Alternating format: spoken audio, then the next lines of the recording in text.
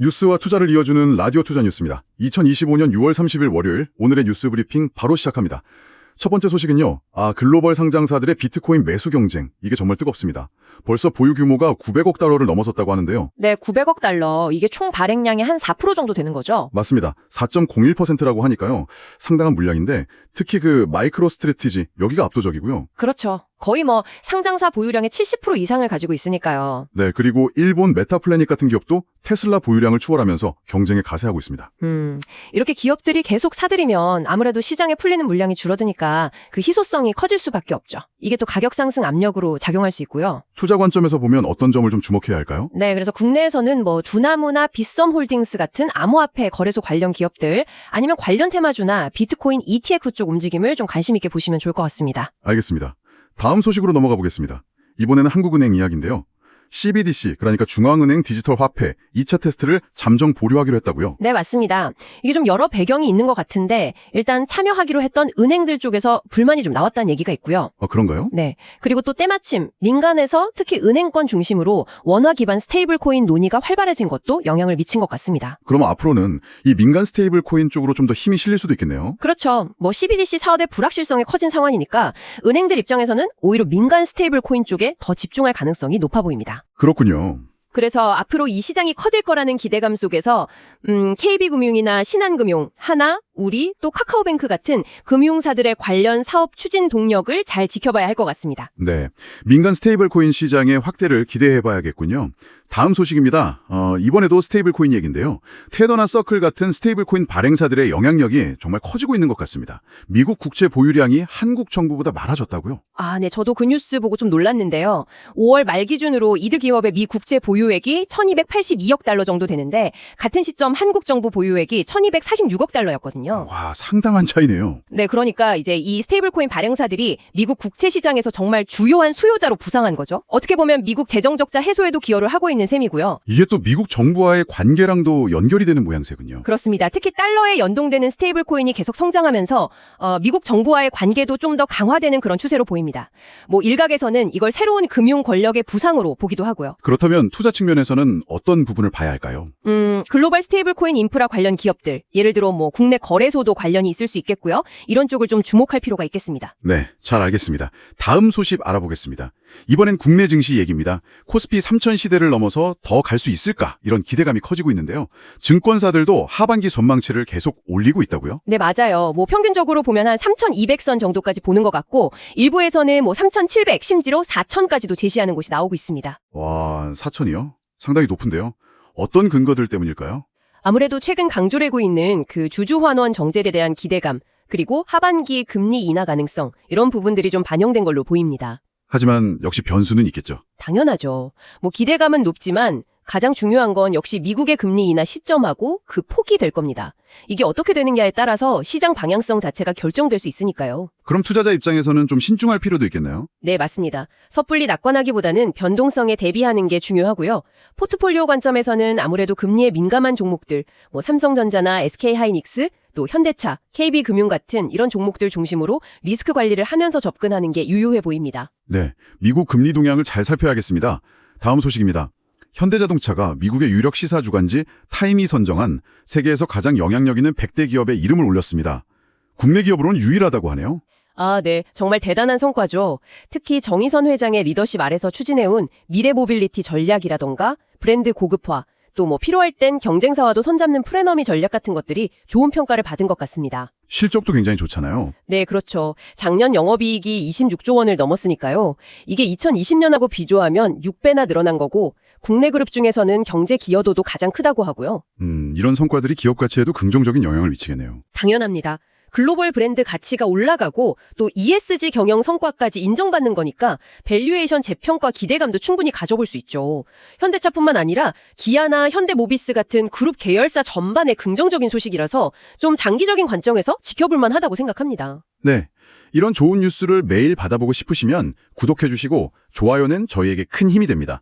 혹시 궁금한 점 있으시면 댓글로 남겨주세요. 계속해서 다음 소식 전해드립니다. 이번에도 현대차 그룹 소식인데요. 전용 전기차의 글로벌 누적 판매량이 100만 대를 돌파했다는 소식입니다. 아, 100만 대요. 이것도 대단하네요. 2021년에 첫 모델 나오고 한 4년? 4개월 만이죠. 네, 맞습니다. 특히 아이오닉5가 41만 7천 대로 가장 많이 팔렸다고 하고요. 요즘 뭐 전기차 시장이 캐즘, 그러니까 일시적인 수요 정체 국면이라는 우려가 많았는데 이런 상황에서 이룬 성과라서 더 의미가 있는 것 같습니다. 그렇죠. 특히 올해 들어서는 판매량이 다시 좀 회복세를 보이고 있다면서요? 네, 1월부터 5월까지 14만 4천 대 정도 팔렸다고 하니까요. 이게 이제 캐즘을 극복하는 신호탄이 아니냐 이런 기대감도 나오고 있고 앞으로 글로벌 시장 점유율 확대에도 긍정적인 영향을 줄 것으로 보입니다. 전기차 시장 회복 기대감이 커지는군요. 관련해서는 어떤 쪽을 주목해야 할까요? 역시 전기차 밸류체인 전반의 수혜가 예상되는데요. 현대차, 기아는 물론이고 배터리를 공급하는 LG에너지 솔루션이나 삼성 SDI 그리고 포스코케미칼 같은 소재 기업들의 동반 성장도 기대해 볼 수 있겠습니다. 네, 전기차 관련주들 흐름을 잘 지켜봐야겠습니다. 다음 소식 살펴보겠습니다. 금융권 이야기입니다. 고령화 사회가 되면서 시니어 시장이 주목받고 있는데 규모가 4천조 원에 달한다고 하죠. 신한금융도 이 시장 공략에 본격적으로 나섰다고요. 네, 신한금융이 플래티넘 1000이라는 시니어 전문 브랜드를 내놨습니다. 하나금융에 이어서 이제 두 번째인데요. 플래티넘 1000이요? 네. 어떤 서비스들을 제공하는 건가요?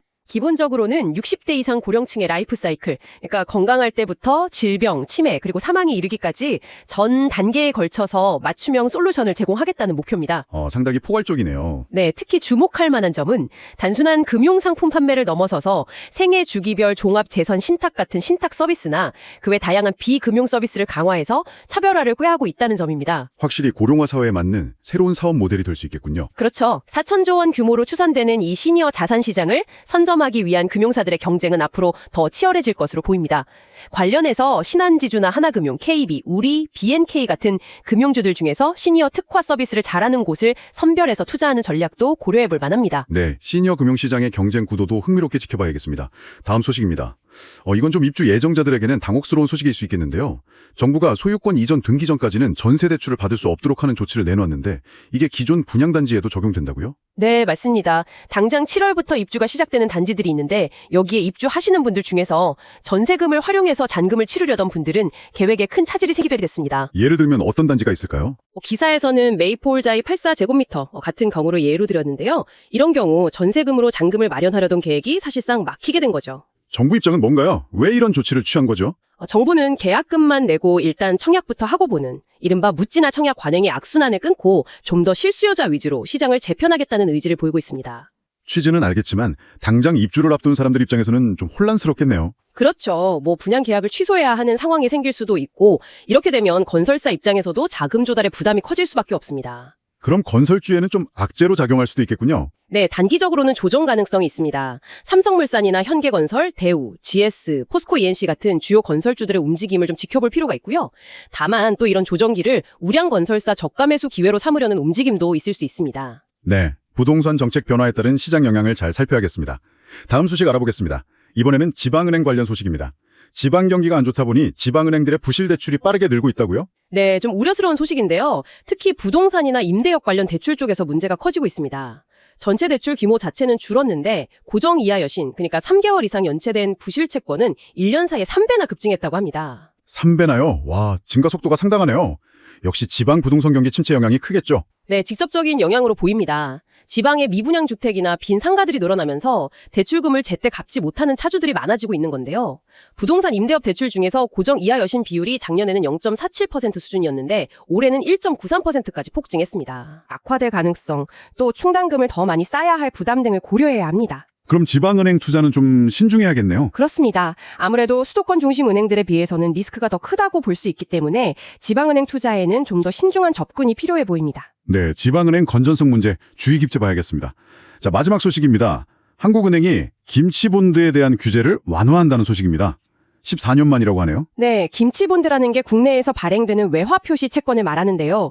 그동안에는 국내 외국환 업무 취급기관, 그러니까 은행이나 증권사 같은 곳들이 이 김치본드에 투자하는 데 제한이 있었습니다. 그런데 이 제한을 14년 만에 푸는 겁니다. 그럼 앞으로는 어떻게 되는 건가요? 이제 30일부터 시행이 되는데 앞으로는 국내 은행이나 증권사들이 외국 기업이 국내에서 발행한 김치본드에 대해서 발행자금의 사용 목적 같은 거 따지지 않고 자유롭게 투자를 할 수 있게 됩니다. 이게 어떤 효과를 가져올 수 있을까요? 일단 외국 기업들 입장에서는 국내에서 외화 자금을 조달하기가 더 수월해지겠죠.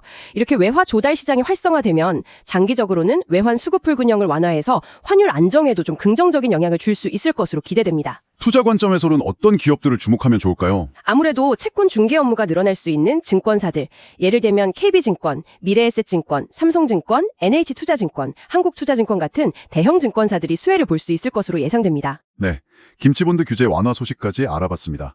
이상으로 6월 30일 라디오 투자 뉴스 브리핑을 마칩니다.